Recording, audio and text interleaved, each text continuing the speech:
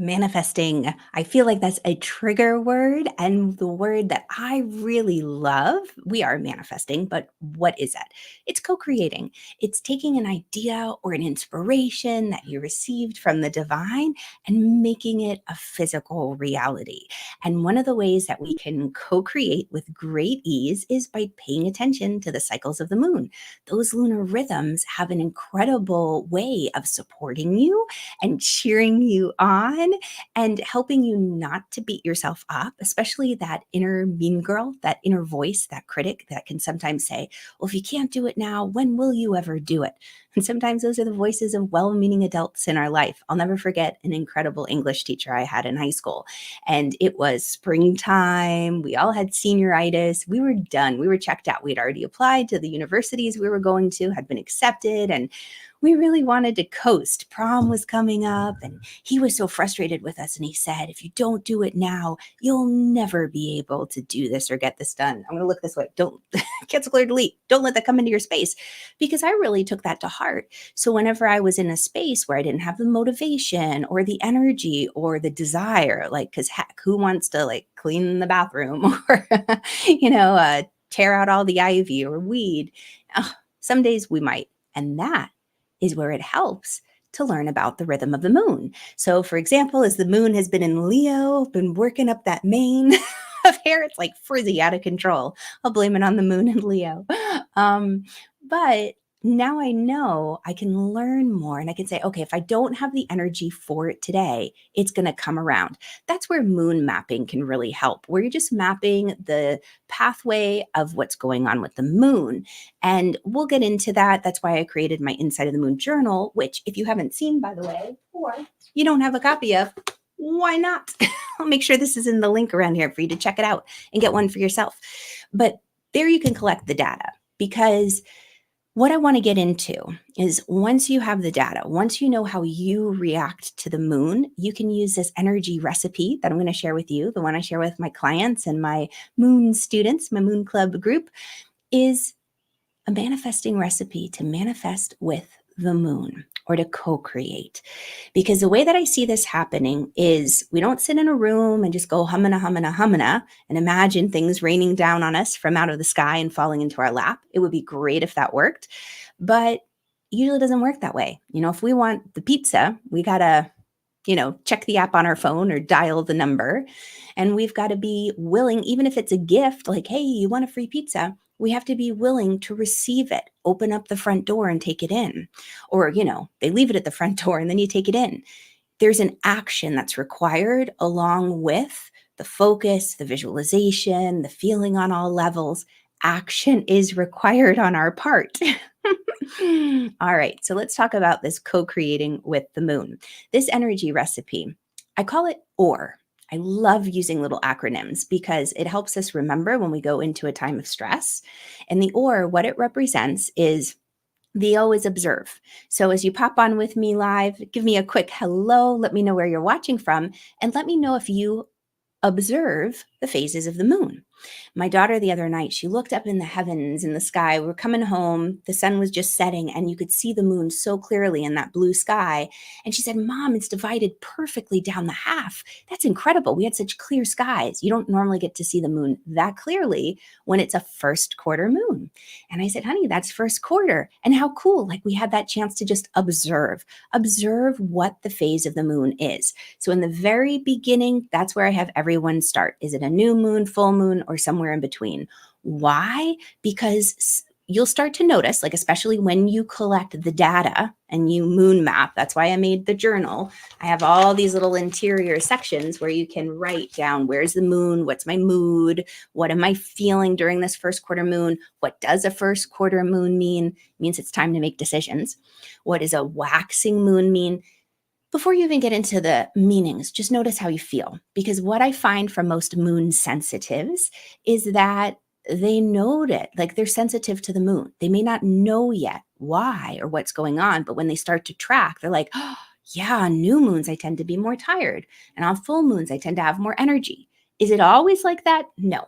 But just overarching, when we begin, many people notice that that's the general experience. then we can get fine tuned into the layers and figure out why it's sometimes that way and sometimes not. But for the most part, new moon, we tend to be more introspective, a little bit more tired, less energy. Full moon, I mean, full moons have a reputation for a reason. Howling at the moon, kids go crazy. The teachers know. Anybody who's in the police force or hospitals, things tend to be a lot busier. Both my children were born on full moons. Again, not that a child has to be born on a full moon, but I'm very sensitive to the moon, so I knew that it was going to happen. So just observe what is going on with with the lunar phase. What is happening? Full, new, somewhere in between, and how do you feel? The second part is align. So once you know, let's say it's a new moon, and you're like, okay, well, I know from keeping track, taking account of the data, mapping it out, that my energy tends to be low on a new moon. So if I've got a big event to go to, maybe I take a nap before I go to it, or I make sure I get plenty of sleep, or I make sure I eat good growing food. But you don't go without preparing. You have that moment to prepare yourself for success. You can align to what you've observed about yourself and about the phase of the moon. And as you align, then you start to take action. So it's kind of almost align and act, that part of the or. And even backing up, the reason that I titled this or, and let me know too if you consider yourself a moon sensitive. Drop me a little moon emoji. I'm curious because some people aren't very sensitive to the moon.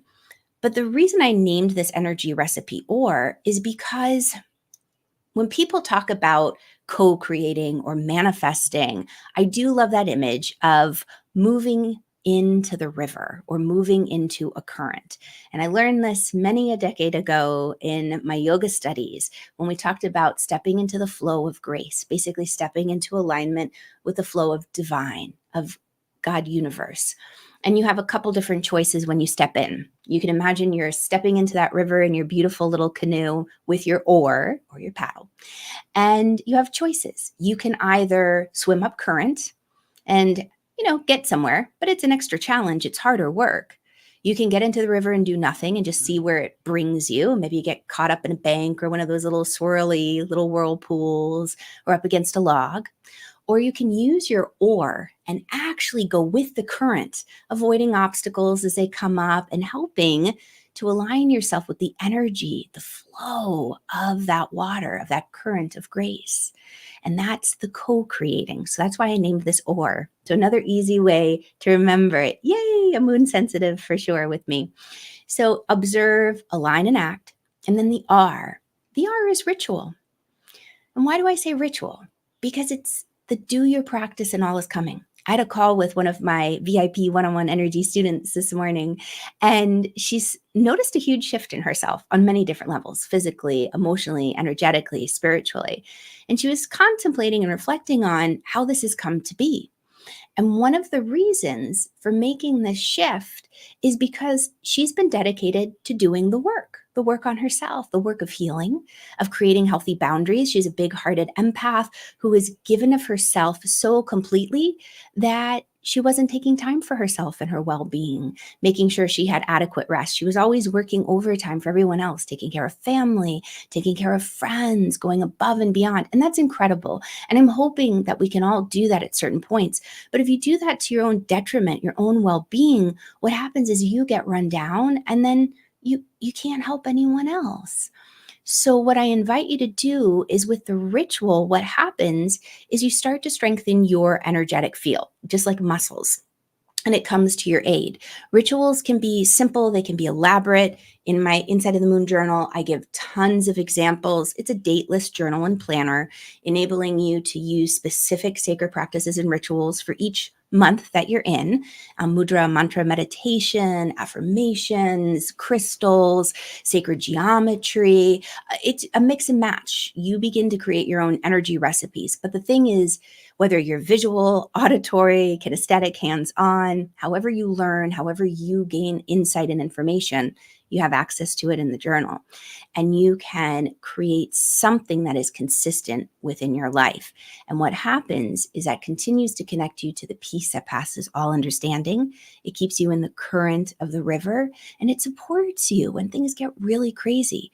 Ritual is something that is tradition. How do I want to say? Not even, it could be tradition, but we know what to expect. And when we're in a constant state of fight or flight, when we have so much stress coming into our life, the tradition or the ritual brings us peace.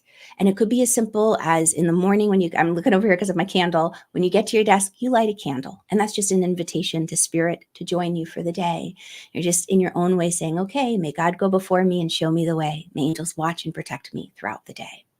So that is my co-creating, manifesting energy recipe to engage with the moon.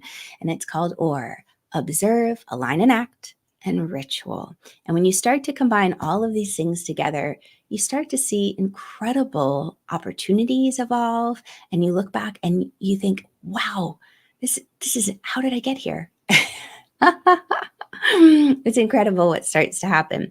So if you want to know more about this, drop me a little heart emoji. I love that little heart.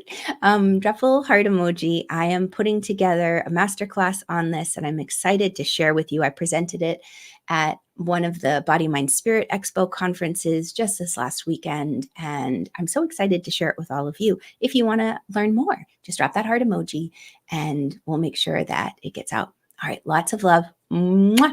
And if you're watching this on a platform where you can love it up and subscribe, please do. I'm so appreciate it. And share this with a friend if it's been helpful to you. Yay! Lots of hearts. Okay. Mwah. I'll make sure I share. Have an incredible day, and I'll catch y'all on the flip side. Bye, guys.